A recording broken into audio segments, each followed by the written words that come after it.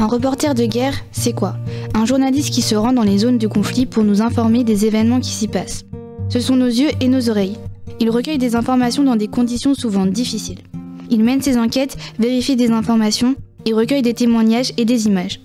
Ces enquêtes sont diffusées sous forme de reportages dans la presse écrite, à la télévision ou encore à la radio. Durant la Seconde Guerre mondiale, il existait de nombreux reporters de guerre, comme les plus célèbres en France, Jacques Poudençant ou Albert Londres. Mais il n'y avait pas seulement les hommes qui participaient à cette guerre, les femmes aussi avaient un rôle important. Grâce à elles, on a pu montrer les horreurs de cette période sombre de l'histoire. Sachant que la Grande Guerre a surtout été photographiée par les services des armées, celle de 1940 a quant à elle fait l'objet d'une large couverture par des journalistes et reporters de guerre de tous les pays. Et c'est dans ce contexte que de nombreuses femmes se sont illustrées comme dans la Résistance. Il y a eu près de 120 femmes reporters de guerre accréditées pendant le conflit, venant des 4 coins du monde. L'Union soviétique, la France, la Grèce, la Finlande, les Pays-Bas, la Norvège, les États-Unis et même d'Afrique du Sud. Contrairement aux conventions de l'époque, ces femmes reporters se sont imposées dans un monde d'hommes parfois très sexistes. Parmi ces femmes, on peut retrouver Lee Miller, qui est née aux États-Unis en 1907 et élevée à égalité avec ses frères. Elle fait des études de théâtre et d'art plastique, puis en 1927, elle est représentée par le fondateur du magazine Vogue dont elle fait la une. En 1929, elle quitte les États-Unis pour Paris. En 1930, elle crée son studio photographie où elle publie ses photos sous le nom de son amant, Man Ray. Suite à leur rupture, elle retourne aux États-Unis en 1932 et réouvre un studio photo.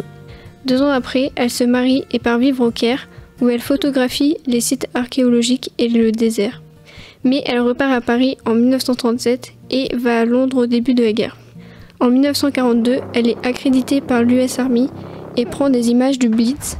Durant l'été 1944, elle devient correspondante de guerre au sein de l'armée américaine sur les terrains de guerre. De 1944 à 1946, elle suit la 83e division depuis le débarquement en France jusqu'en Roumanie, Allemagne, Autriche ou encore Hongrie.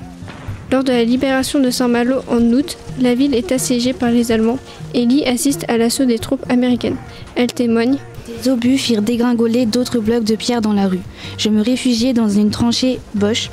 Derrière les remparts, mon talon écrasa la main d'un mort et je me mis à maudire les Allemands pour l'effroyable et meurtrière destruction qu'ils venaient de provoquer dans cette ville jadis si jolie.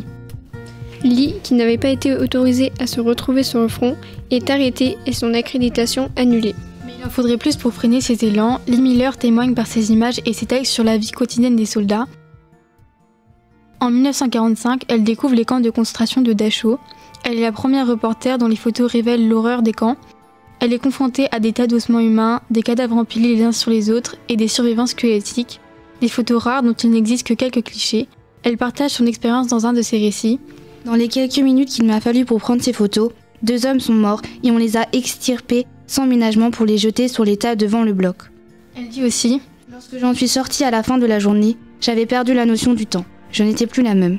Ma façon de regarder la condition humaine, le monde dans lequel nous vivons, avait changé. » Après avoir vu toutes ces horreurs, elle s'installe quelques jours à Munich dans l'appartement privé d'Hitler afin de tourner un nouveau reportage pendant son absence.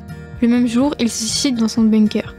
Elle raconte son séjour. L'endroit était en parfait état. L'électricité et l'eau chaude fonctionnaient. Il y avait même un réfrigérateur électrique. C'était confortable, mais il y avait quelque chose de macabre à dormir sous l'oreiller d'une femme et d'un homme qui venaient de mourir, tout en se réjouissant de leur mort, si c'était bien le cas. Après la guerre, elle voyage en Europe jusqu'en 1946 pour photographier la dévastation. Enfin, elle retourne à Londres où elle est hantée par les horreurs qu'elle a vues. Après la guerre, elle devient alcoolique, dépressive et elle meurt en 1977.